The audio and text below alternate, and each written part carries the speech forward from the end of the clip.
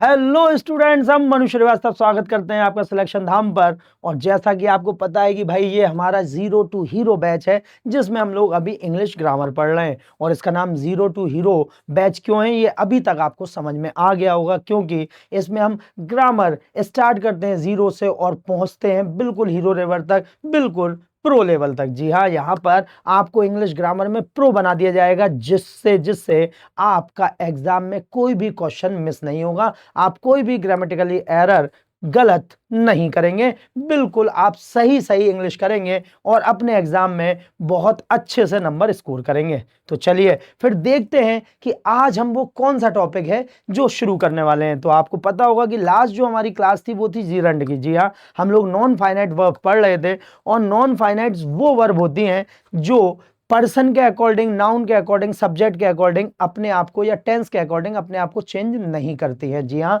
उन्हीं को हम नॉन फाइनाइट्स बोलते हैं। इसमें हमने जेरंड पढ़ लिए थे। जी हाँ, जेरंड की लास्ट क्लास थी हमारी। आज हम लोग जो पढ़ने वाले हैं वो है इन्फिनेटिव। जी हाँ, इन्फिनेटिव एक ऐसा टॉपिक है जो हमें स्कूल टाइम से हम पढ़ते हैं, लेकिन हमेशा ये हमें कंफ्यूजन ही पैदा करवाता है। जी हाँ, हमेशा हमें कंफ्यूज करेगा, लेकिन यकीन मानिए आज ये बिल्कुल प्रॉमिस हम आपसे कर रहे हैं कि आज इस वीडियो के खत्म होने तक आपको इन्फिनेटिव अब कभी भी परेशान नहीं करेंगे। सारा का सारा कंफ्यूजन किस तरीके से आपके एग्जाम में पूछे जाएंगे, किस तरीके से इनमें आप क्वेश्चन सही करके अपने नंबरों को बढ़ाएंगे, ये सारी की सारी बातें और ये सारे के सारे फैक्ट्स आज हम लोग डिस्कस करेंगे। तो चलिए फिर शुरू करते हैं इन्फिनेटिव। तो यहां पर हम ध्यान रखेंगे कि भाई इन्फिनेटिव होता क्या है। तो जैसा कि हमने आपको बताया कि इन्फिनेटिव एक नॉन फाइनाइट वर्ब है। नॉन फाइनाइट वर्ब वो वर्ब होती हैं जो अपने आप को पर्सन, नाउन या टेंस के अकॉर्डिंग चेंज नहीं करती, बिल्कुल वैसा का ही वैसा रखती है।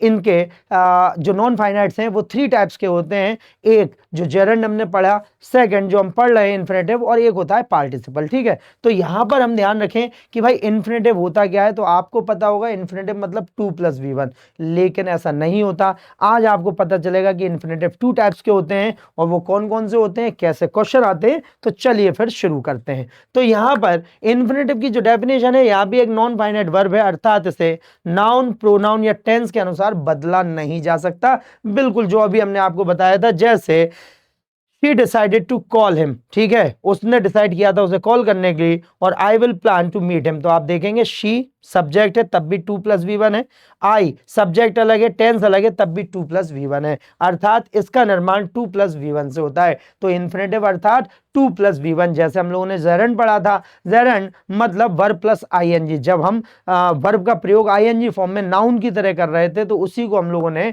जेरंड बोला था। आज हम 2+V1 का प्रयोग कर रहे हैं तो इसी को हम बोलते हैं इन्फिनेटिव। ठीक है, चलिए टाइप्स ऑफ इन्फिनेटिव। तो भाई इन्फिनेटिव टू टाइप्स के होते हैं। जी हाँ, कैसे होते हैं, टू टाइप्स के होते हैं जो आपको एग्जाम में बिल्कुल 100% पूछे जाएंगे। जिसमें सबसे पहला जो है वो है फुल इन्फिनेटिव। जी हाँ, फुल इन्फिनेटिव का अर्थ होता है 2+V1। जी हाँ, जो अपन ने अभी पढ़ा है 2+V1, यही इसका अर्थ होता है। जैसे I forgot to call you, मैं आपको कॉल करना भूल गया था। जबकि एक जो सेकंड वाला होता है उसे बोलते हैं बेयर इन्फिनेटिव। जी हाँ, यहां पर आपको दिख रहा होगा बेयर इन्फिनेटिव। बेयर इन्फिनेटिव मतलब सिर्फ V1। जी हाँ, बेयर का मतलब होता है अधूरा, किसी चीज के बिना। एक फुल है जिसमें सब कुछ है, बेयर का मतलब है जिसमें कुछ कम है, अधूरा है। तो यहां पर 2 नहीं है, केवल V1 है। जी हाँ, बेयर इन्फिनेटिव मतलब केवल V1। ऐसे ऐसे स्थान यहां पर ना तो हम V2 का यूज करते हैं, ना V3 का, ना हम V5 का यूज करते हैं, ना ही हम वर्ब प्लस आईएनजी का यूज करते हैं। तो वही कंडीशन कहलाती हैं बेयर इन्फिनेटिव। क्या कहलाती हैं,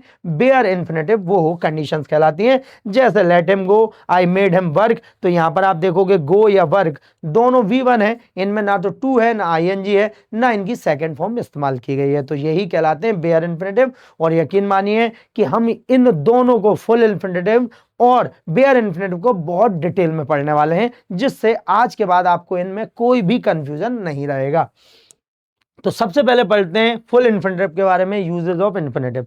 तो ध्यान रखेंगे कुछ वर्ब ऐसी होती हैं जिनके बाद यदि आपको दोबारा से वर्ब का प्रयोग करना पड़े तो आप केवल इन्फिनेटिव का ही यूज कर सकते हैं। जी हां, अगर इन वर्ब के बाद आपको दूसरी कोई वर्ब लगानी है तो ना तो आप आईएनजी में लगा सकते हैं, ना आप V2 लगा सकते हैं, ना V3 लगा सकते हैं और ना V5 लगा सकते हैं। जी हां, ये सारी वर्ब हम आपको वर्ब्स में पढ़ा चुके हैं कि वर्ब कैसी होती है, किस तरीके से बनाई जाती है। तो उसके लिए आपको प्लेलिस्ट में वर्ब वाला जो हमारा टॉपिक था उसे कंप्लीट करना होगा, उसे पढ़ना होगा, तब जाके आपको समझ में आएगा कि भाई वर्ब कैसे बनाई जाती है। ठीक है, तो यहां पर हम ध्यान रखें कि भाई कुछ वर्ब ऐसी हैं जिनके बाद हमेशा यदि आप वर्ब का यूज करेंगे तो 2+V1 ही होगा। लेकिन वो वर्ब कौन सी होंगी तो बिल्कुल हम आपको बताने वाले हैं। और देखिए, हम हमेशा आपसे बोलते हैं कि सिलेक्शन नाम मतलब इजी, पढ़ाई को कैसे हम इजी बना पाए, बस वही है हम लोगों का लक्ष्य कि आप लोगों को पढ़ाई को इजी करके किस तरीके से सिलेक्शन आपको दिलवाया जाए।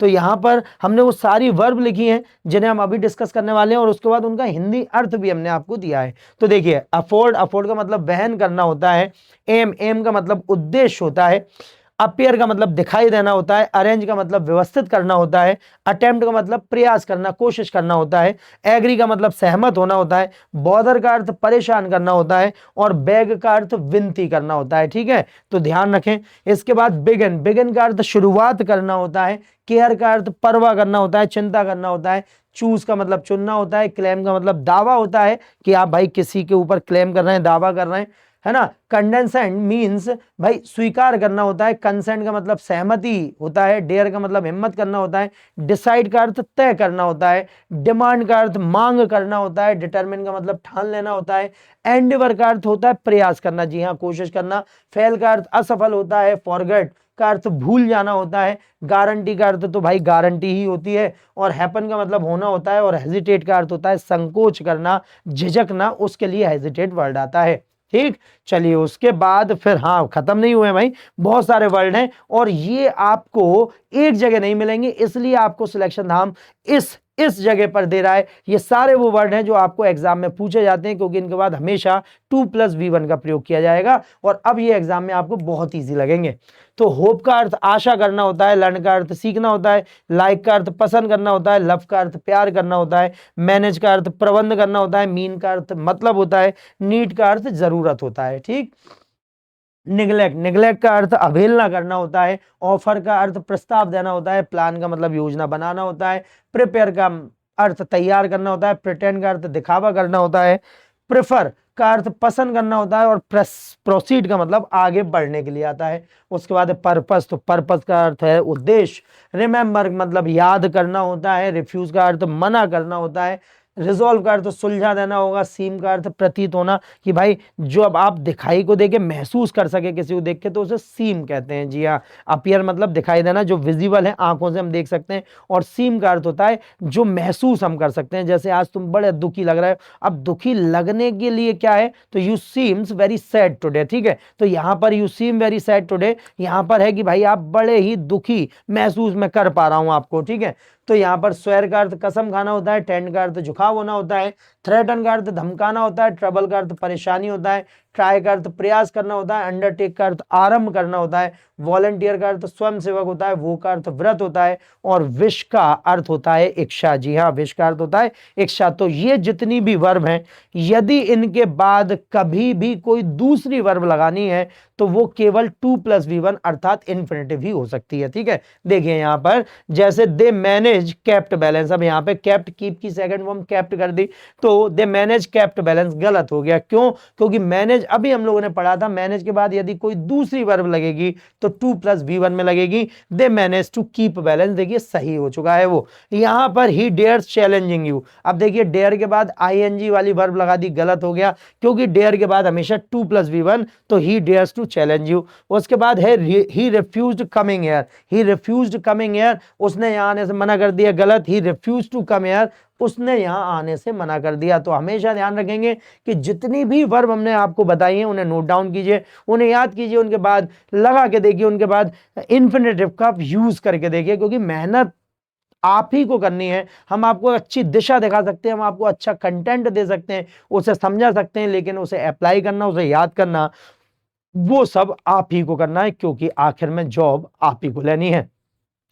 चलिए उसके बाद फिर सेकंड पॉइंट जो है, कुछ ऐसे वर्ब हैं जिनके बाद पहले ऑब्जेक्ट बाद में इन्फिनेटिव का प्रयोग किया जाता है। जी हाँ, कुछ ऐसे वर्ब हैं जिनके बाद पहले ऑब्जेक्ट आएगा और ऑब्जेक्ट के बाद यदि दूसरी वर्ब लगानी है तो 2+V1 में ही आएगी और किसी भी फॉर्म में नहीं आएगी। अभी जो हमने पढ़ा उसमें वर्ब के तुरंत बाद अगर हमें वर्ब का प्रयोग करना होता था तो 2+V1 में करना होता था। यहां पर पहले वर्ब आएगी, उसके बाद ऑब्जेक्ट आएगा, फिर 2+V1 का आपको प्रयोग करना पड़ेगा, जैसे सब्जेक्ट वर्ब ऑब्जेक्ट और उसके बाद 2+V1। तो वो कौन कौन सी वर्ब है? वो है ऑर्डर है, टेल है, इनवाइट है। तो भाई ऑर्डर का मतलब आज्ञा देना, टेल का मतलब कहना, इनवाइट का मतलब आमंत्रित करना, ऑब्लाइज का मीन्स होता है कृतज्ञ होना, अलाउ का मतलब आज्ञा देना, परमिट का मतलब भी आज्ञा देना, कंपेल का मतलब मजबूर करना, टीच का अर्थ पढ़ाना, इंस्ट्रक्ट का मतलब निर्देशित करना और एडवाइस का अर्थ होता है सलाह देना, सुझाव देना। टेम्प्ट का मतलब लालायित करना किसी को, एनकरेज का मतलब प्रोत्साहन देना, प्रोत्साहित करना, अर्ज का मतलब भाई किसी से गुजारिश करना, ठीक है। रिक्वेस्ट का मतलब भी गुजारिश करने के लिए होगा, अनुरोध करने के लिए। शो जो है वो उसके लिए आएगा दिखाना। रिमाइंड का मतलब याद करना, फॉरबिड का मतलब मना करना, रोक लगा देना किसी भी काम पर। वार्म का अर्थ जो होता है वो होता है भाई किसी के लिए वेलकम देना, किसी के लिए अच्छा महसूस करवाना, है ना। तो यहां पर उसके बाद फिर परस्यूट का अर्थ जो होता है वो होता है तैयार करना किसी को, ठीक है। और वॉन्ट का अर्थ होता है क्या? वॉन्ट का अर्थ होता है, यहां पर हम ध्यान रखेंगे, वॉन्ट का अर्थ जो होगा वो होगा चाहना किसी के लिए, ठीक है। तो यहां पर ठीक, तो ये आप ध्यान रखें और इसके लिए आप एक काम करें कि यहां पर जो वॉर्न है उससे वॉर्न कर लें, ठीक है। क्या कर लें? वॉर्न कर लें तो वो सही रहेगा, है ना। I am warning you to go there, ठीक है। तो यहां पर हम ध्यान रखेंगे वार्निंग के लिए वो आ जाएगा, ठीक है। चलिए तो अब हम देखेंगे भाई इनके बाद क्या होगा, तो देखते हैं। ही कंपेल्ड मी टू लीव, जी हाँ, ही कंपेल्ड मी टू लीव, उसने मुझे मजबूर किया। कंपेल का मतलब मजबूर करना। ही कंपेल्ड मी, देखिए कंपेल्ड के बाद मी आया और मी के बाद अब हम ऐसा नहीं बोल सकते ही कंपेल्ड मी लीविंग, नहीं, गलत हो जाएगा। ही कंपेल्ड मी लेफ्ट, गलत हो जाएगा, क्योंकि कंपेल के बाद यदि ऑब्जेक्ट आ रहा है तो 2+V1 का ही प्रयोग होगा। He compelled me to leave the city, he compelled me to leave the city, इसे आप ध्यान रखेंगे, ठीक है। चलिए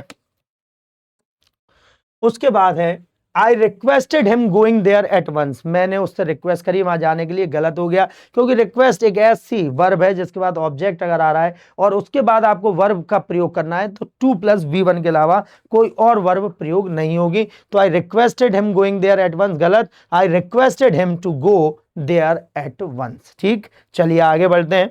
उसके बाद है यदि निम्न वर्ब के बाद ऑब्जेक्ट का प्रयोग नहीं किया जाएगा तो उनके बाद जिरन का प्रयोग होगा। जी हाँ, अभी हमने जो वर्ब पढ़ी उसमें अलाउ भी पढ़ा, एडवाइस भी पढ़ा, फॉरबिड भी पढ़ा, परमिट पढ़ा कि इनके बाद अगर ऑब्जेक्ट आ रहा है तो 2+V1 का यूज होगा। लेकिन यदि इनके बाद ऑब्जेक्ट नहीं आ रहा है और डायरेक्ट आपको वर्ब लगानी है तो फिर इसमें जेरंड का प्रयोग होगा, अर्थात आईएनजी वाली वर्ब का प्रयोग होगा, है ना। खास बात देखिए यहां पर, he advise me to call her. अब देखिए ही एडवाइज, एडवाइज के बाद मी ऑब्जेक्ट आया तो 2+V1 कॉल हर सही है ना। मुझे सलाह दी गई, है ना, ही एडवाइज मी, उसने मुझे सलाह दी कि मुझे उसे कॉल करना चाहिए, ठीक है। और यहां पर ही एडवाइज, अब एडवाइज के बाद मी नहीं आया, डायरेक्ट अगर हमें कॉल लगाना है तो फिर वो कॉलिंग हो जाएगा, क्योंकि इनके बाद यदि डायरेक्ट बिना ऑब्जेक्ट के हमें वर्ब लगानी है तो वो जिरन में ही आएगा। किसमें आया? जिरन में। ही एडवाइज कॉलिंग हर, ठीक है।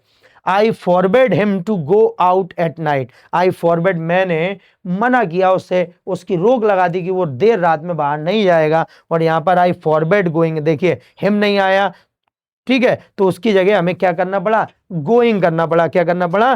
गोइंग करना पड़ा। यहां पर आप ध्यान रखें,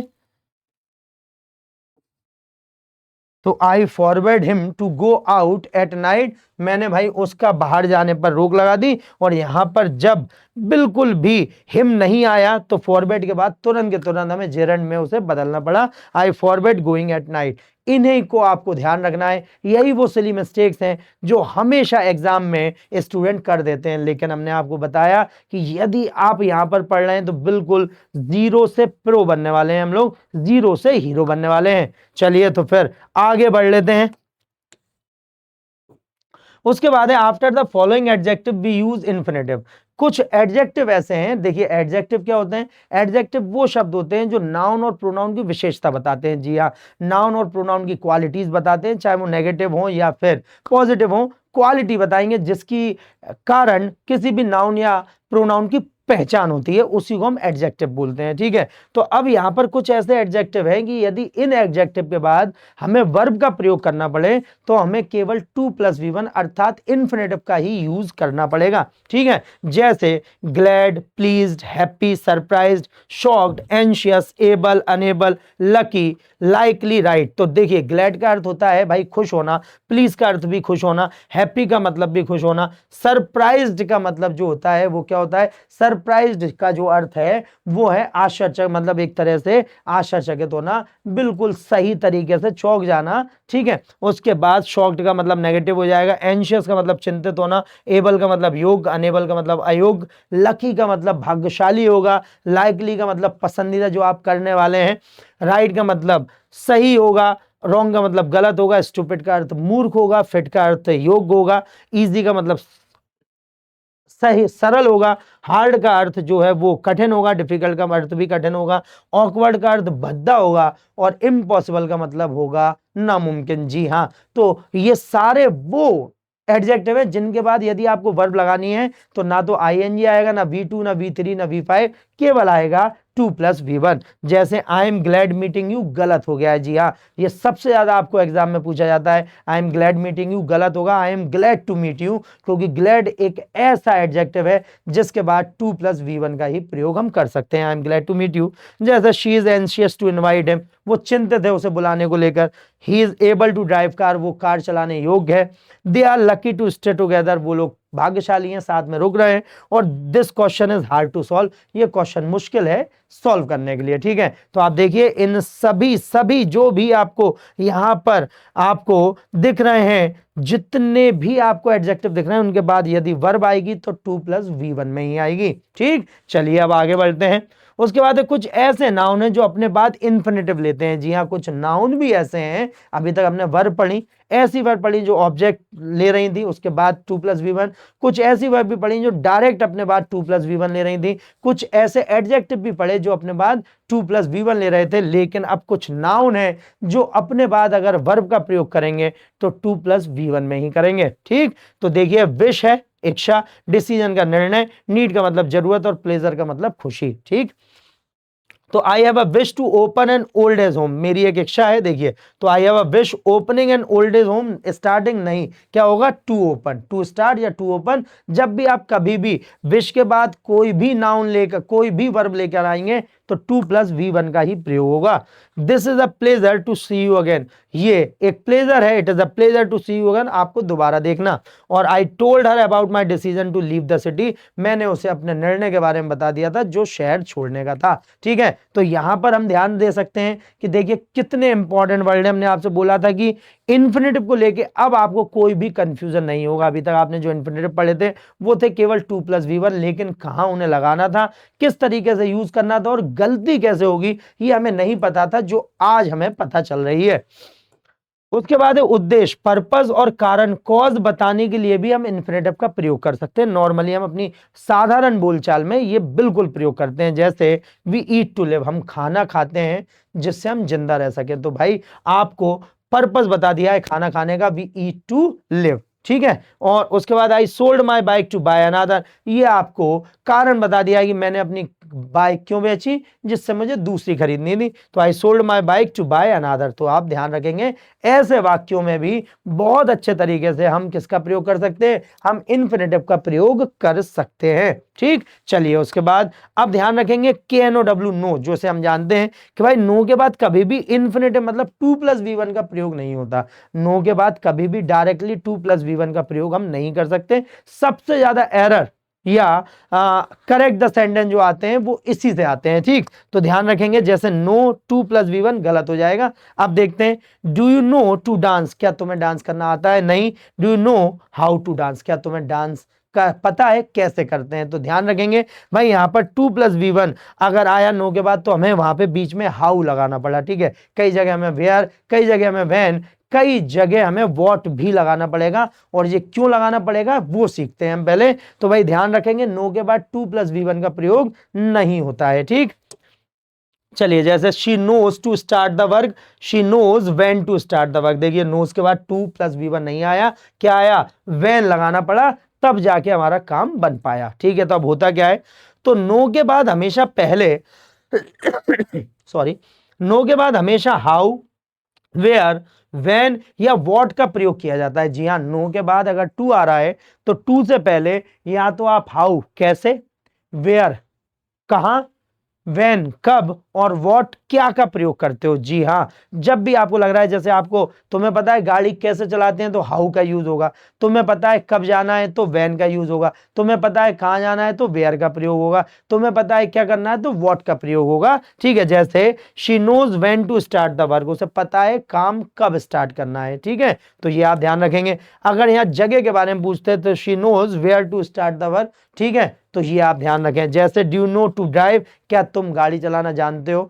तो अब वेयर टू ड्राइव, कहां गाड़ी चलाना है, व्हेन टू ड्राइव, ठीक है। तो यहां पर do you know how to drive, तुम्हें पता है गाड़ी कैसे चलाते हैं। अगर कब चलानी होती तो व्हेन टू ड्राइव आप कर सकते थे, ठीक है। तो इसे आप ध्यान रखें कि ये डिपेंड करेगा कि आपको कंडीशन कैसी दी, और वो आपको एग्जाम में बिल्कुल 100% क्लियर समझ में आएगी, ठीक है। तो she knows when to start the work, do you know to drive, ये हमारा सेंटेंस हो चुका है गलत, क्योंकि भाई यहां पर डायरेक्ट क्या दे दी गया है, टू दे दिया गया है, जबकि ये सेंटेंस बिल्कुल सही है। Do you know how to drive, तुम्हें पता है कैसे गाड़ी चलानी है। तो हमेशा ध्यान रखना, KNOW, नो के बाद टू प्लस V1 का प्रयोग नहीं होता, हमेशा नो के बाद या तो हाउ या व्हेन या वेयर या व्हाट का प्रयोग किया जाएगा, ठीक। चलिए, तो बस इसलिए तो हमने आपसे बोला था कि भाई व्हेन जो नो है उसके बाद हमेशा किसी ना किसी शब्द का प्रयोग किया जाएगा, तब जाके टू प्लस V1 लग सकता है, ओके। तो देखिए ये थे हमारे फुल इन्फिनेटिव, क्या थे, फुल इन्फिनेटिव। अब आप खुद सोचिए कि आपको इनमें से कितने शब्द पता थे, कितनी कंडीशन पता थी कि आप इन्हें इस तरीके से प्रयोग कर रहे थे।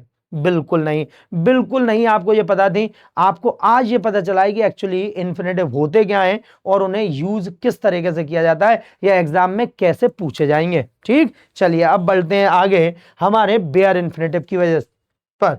तो बेयर इन्फिनेटिव क्या होता है, हमने आपको बताया था बेयर का मतलब होता है अधूरा। तो वह इन्फिनेटिव जो अधूरा है, अर्थात इसमें टू नहीं है, केवल V1 है, उसी को हम बोलते हैं बेयर इन्फिनेटिव। क्या बोलते हैं, बेयर इन्फिनेटिव, ठीक है। तो कुछ वर्ब या एक्सप्रेशन के साथ केवल V1 का प्रयोग किया जाता है, इसी को बेयर इन्फिनेटिव कहते हैं। तो ना तो यहाँ V2 हो सकता है, ना यहाँ पर V3 हो सकता है, ना V4, ना V5, ना 2 प्लस V1, केवल रहेगा V1, उसी को हम बोलते हैं बेयर इन्फिनेटिव। तो सबसे पहला जो इसका यूज है वो है मॉडल्स। जी हाँ, जितने भी मॉडल्स होते हैं, मे, माइट, मस्ट, है ना, can, could, would, should, will, shall, इनके बाद कभी भी 2 प्लस V1 का प्रयोग नहीं होता। जी हाँ, किसका प्रयोग नहीं होता, 2 प्लस V1 का प्रयोग नहीं होता, क्योंकि इनके बाद आता है हमेशा बेयर इन्फिनेटिव अर्थात V1, ठीक है। जैसे she can to do it, गलत हो गया। He must to solve the question, गलत हो गया। सही क्या होगा, शी कैन डू इट, वो कर सकती है इस काम को। She can to do it या शी कैन डूइंग इट, गलत हो जाएगा। शी कैन डिड इट, गलत हो जाएगा। हमेशा ध्यान रखेंगे कि अगर मॉडल का प्रयोग किया गया है तो 100% है, वहां पर केवल V1 अर्थात बेयर इन्फिनेटिव का ही प्रयोग होगा। जैसे he must solve the question, ऐसा नहीं होगा ही मस्ट, है ना, solving the question, he must solve the question, ये गलत हो जाएगा, ठीक है। तो हमेशा ध्यान रखेंगे कि भाई कभी भी अगर आप मॉडल्स का यूज कर रहे हैं तो हमेशा V1 का यूज होगा। अगर पैसिव वॉइस में मॉडल है तो फिर वो V3 ले सकते हैं, लेकिन वो पैसिव वॉइस में हम पढ़ते हैं। फिलहाल अगर आप मॉडल का यूज कर रहे हैं नॉर्मल स्ट्रक्चर में तो हमेशा उसके साथ V1 अर्थात बेयर इन्फिनेटिव का प्रयोग किया जाएगा। लेट के बाद हमेशा बेयर इन्फिनेटिव का प्रयोग किया जाता है। जी हाँ, लेट का यूज होता है आज्ञा देना या लेना। जी हाँ, या तो हम आज्ञा देते हैं या हम आज्ञा लेते हैं लेट से। जैसे लेट मी ड्रिंक वाटर, मुझे पानी पीने दो, या फिर आपने बोला लेट देम कम इन, उन्हें अंदर आने दो। तो यहां पर हम ध्यान रखेंगे लेट के बाद, लेट से या तो हम आज्ञा ले सकते हैं या आज्ञा दे सकते हैं, और दोनों ही कंडीशन में लेट के बाद ऑब्जेक्ट आएगा और ऑब्जेक्ट के बाद केवल V1 का प्रयोग होगा। कभी भी ना तो V3, ना V2, ना 5 ना V4 का प्रयोग किया जाएगा। ठीक है, जैसे लेट हिम गो या लेट हिम टू गो, तो देखिए लेट हिम टू गो गलत हो गया, लेट हिम गो ही करना है, ये आपको एग्जाम में पूछे जाएंगे। उसके बाद है let them to play cricket, गलत हो गया, लेट देम प्ले क्रिकेट। ठीक है, तो हमेशा ध्यान रखना लेट अगर है तो उसके बाद ऑब्जेक्ट होगा, और ऑब्जेक्ट होगा तो उसके बाद केवल V1 का ही हम यूज कर सकते हैं। ठीक, चलिए उसके बाद है निम्न स्थिति में भी बेयर इंफिनिटिव का प्रयोग किया जाता है। निम्न स्थिति में, अब वो निम्न स्थिति क्या है, वो है मजबूर करने के लिए। जी हाँ, मेक का अर्थ होता है वैसे किसी भी चीज का निर्माण करना, लेकिन हम मेक को मजबूर करने के लिए भी प्रयोग कर सकते हैं। ठीक है, तो यहां पर क्या है, मेक है, ऑब्जेक्ट है और बेयर इंफिनिटिव है। जैसे सब्जेक्ट, मेक, ऑब्जेक्ट और उसके बाद बेयर इंफिनिटिव, यहां पर आईएनजी, V2 V3 वगैरह का प्रयोग नहीं होगा। जैसे शी मेड मी वीप, उसने मुझे रोने पे मजबूर कर दिया। जी हाँ, शी मेड मी वीप, उसने मुझे रुला दिया, अर्थात उसने मुझे रोने पे मजबूर कर दिया। तो मेक जो है वो मजबूर करने के लिए भी यूज होता है, तो शी मेड मी वीपिंग या टू वीप, ये गलत हो जाएगा। शी मेड मी वीप या शी मेड मी क्राई, तो हमेशा ध्यान रखना मेक के बाद या मेड के बाद उसका सेकंड फॉर्म ही है। अगर ऑब्जेक्ट आ रहा है तो उसके बाद केवल V1 का यूज होगा, जो होता है हमेशा मजबूर करने के लिए। किसके लिए होता है, मजबूर करने के लिए। जैसे ही मेड मी लाफ, उसने मुझे हंसा दिया, हंसने पे मजबूर कर दिया। तो कितनी अच्छी बात है कि अगर आप किसी को हंसा पाते हैं तो यहां पर शी मेड मी लाफ या ही मेड मी लाफ, तो ऐसा हम नहीं बोल सकते he made me to laugh या ही मेड मी लाफिंग, गलत हो जाएगा। ठीक है, चलिए उसके बाद वाई और वाई नॉट, जब जो भी सेंटेंस वाई या वाई नॉट से शुरू होते हैं, इनके बाद भी 2 + V1 का प्रयोग नहीं होता, केवल बेयर इंफिनिटिव अर्थात V1 का प्रयोग होता है। ठीक है, जैसे why not to go to a good doctor, आप किसी अच्छे डॉक्टर के पास क्यों नहीं जाते। अब देखिए वाई नॉट आया और उसके बाद हमने टू गो कर दिया, ये गलत हो जाएगा। सही होगा why not go to a good doctor, आप किसी सही डॉक्टर के पास क्यों नहीं जाते, क्योंकि वाई नॉट के बाद हमेशा V1 अर्थात बेयर इंफिनिटिव का ही प्रयोग किया जाता है, और आपको एग्जाम में 100% ये मिलने वाला है। उसके बाद है वाई पे मोर एट अदर शॉप, तो कितना सही है कि भाई हम दूसरी दुकानों पर ज्यादा पैसे खर्च क्यों करें जब इसी दुकान में हमें सारी चीजें सस्ते में मिल जाती हैं। तो वाई पे है ना, वाई टू पे, ये गलत हो जाएगा, वाई पे बिल्कुल सही है। वाई के बाद तुरंत हमें वर्ब की फर्स्ट फॉर्म लगानी है। ठीक है, तो इसे आप ध्यान रखें। उसके बाद है had better, had sooner, had rather, would rather या वुड सूनर। ठीक है, ये सब सलाह देने के लिए या चॉइस बताने के लिए प्रयोग किए जाते हैं। तो इन शब्दों के बाद भी हमेशा बेयर इंफिनिटिव का यूज होगा, ना तो कभी आईएनजी आएगी, ना कभी 2 + V1 आएगा, ना कभी V2 V3 का प्रयोग किया जाएगा। अगर had better, had sooner, had rather, would rather या वुड सूनर का प्रयोग किया गया है तो 100% है कि हमेशा बेयर इंफिनिटिव का ही प्रयोग किया जाएगा। ठीक है, जैसे you had better go now, तुम्हें अब जाना चाहिए, ये मौसम हो रहा है खराब तो अब आपको घर निकल जाना चाहिए। You had better going now, है ना, वो गलत हो जाएगा। एक मिनट, ये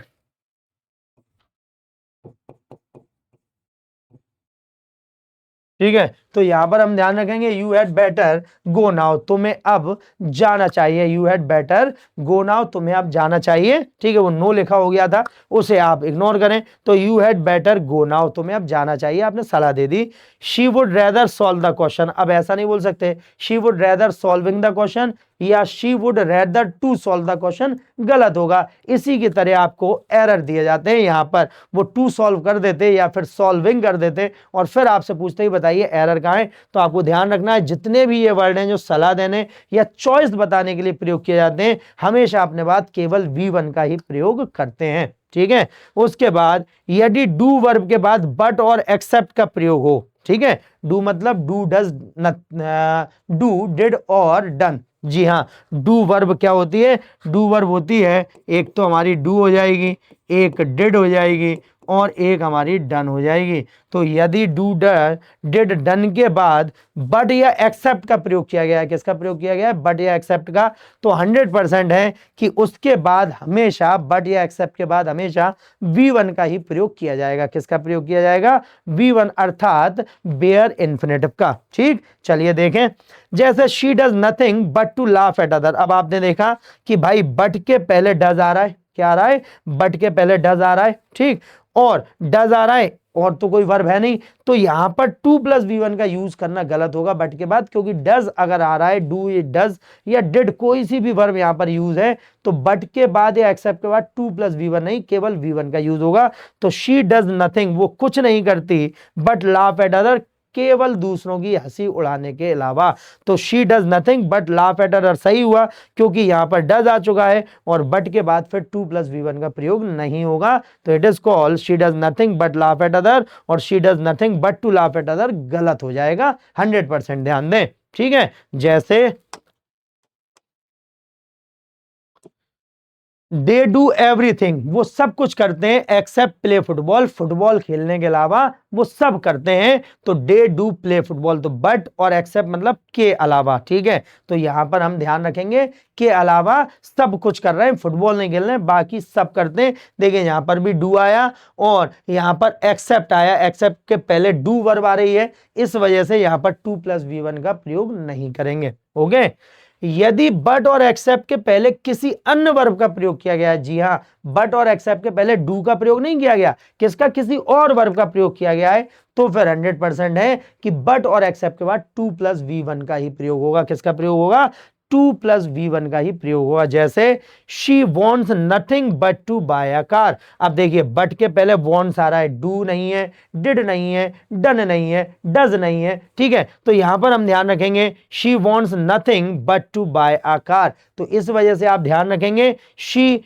wants nothing but to buy a car. क्यों सही है, क्योंकि यहां पर डू, डिड या डज में से कोई भी वर्ब नहीं है, केवल वॉन्ट एक दूसरी वर्ब है, इसी वजह से बट के बाद हमें क्या लगाना पड़ा, टू प्लस V1। अब आप खुद सोचिए, क्या आपको वाकई में ये बात पता थी कि भाई बट और एक्सेप्ट के पहले अगर डू, डज या डिड वर्ब का प्रयोग किया जा रहा है तो इसके बाद हमेशा V1 का प्रयोग होगा, अर्थात बेयर इंफिनिटिव का प्रयोग होगा। और यदि यदि बट और एक्सेप्ट के पहले किसी और वर्ब का प्रयोग किया जा रहा है तो फिर बट और एक्सेप्ट के बाद टू प्लस V1 का प्रयोग होगा। देखिए कितनी बड़ी बात, कितनी इंपॉर्टेंट बात हमने आपको आज यहां पर बताई है, ठीक है। चलिए उसके बाद हेल्प के बाद इन्फिनेटिव और बेयर इन्फिनेटिव दोनों का प्रयोग हो सकता है। किसका, इन्फिनेटिव और दोनों बेयर इन्फिनेटिव, क्योंकि हेल्प एक ऐसी वर्ब है जो अपने बाद इन्फिनेटिव भी ले लेती है और अपने बाद बेयर इन्फिनेटिव भी ले लेती है। जैसे he help me buy a car, उसने मेरी मदद करी कार खरीदने में, और he help me to buy a car, उसने मेरी मदद करी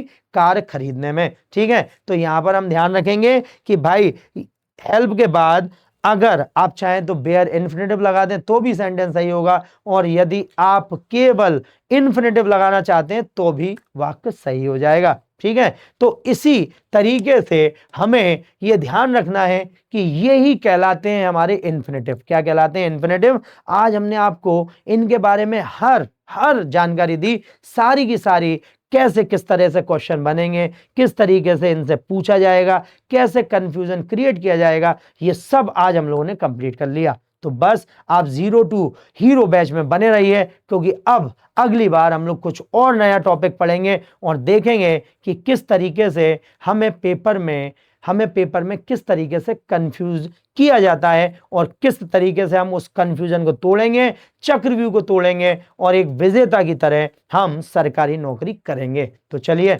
मिलते हैं अपने अगले वीडियो में, अपनी अगली क्लास में। जब तक के लिए आप अपना ध्यान रखिए, बहुत अच्छे से अपना ध्यान रखिए, क्योंकि आपको पढ़ना है, आगे बढ़ना है। जय हिंद, जय भारत।